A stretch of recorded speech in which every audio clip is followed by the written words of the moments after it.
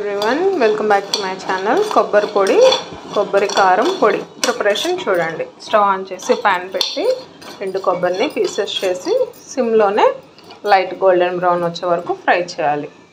తర్వాత ఈ కారం, ఎండు కొబ్బరికి కారం సరిపడా ఒక 5 తీసుకున్న ఎండుమిర్చి బాగా కారం ఉంటాయి. సో 1 టీ స్పూన్ జీలకర్ర ఇవి కూడా ఫ్రై చేయాలి. ఒక 3 మినిట్స్ లైట్గా ఫ్రై చేస్తే మిక్సీ జార్లోకి తీసుకోవచ్చు. చల్లారిన తర్వాత గ్రైండ్ చేయాలి. సరిపడా సాల్ట్ యాడ్ చేయాలి. చల్లారిన తర్వాత గ్రైండింగ్ చేయాలి. ఒక 4 నుంచి 5 యాడ్ చేశాను. సో చల్లారింది, గ్రైండ్ చేస్తాను. కొబ్బరి కారం పొడి రెడీ అయిపోయింది. టిఫిన్ రైస్లోకి చాలా బాగుంటుంది.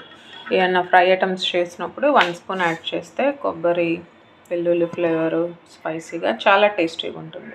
ఇంకెందుకు ఆలస్యం, మీరు ట్రై చేయండి. ఎలా ఉందో కమెంట్లో తెలియచేయండి. For more videos subscribe, like, share.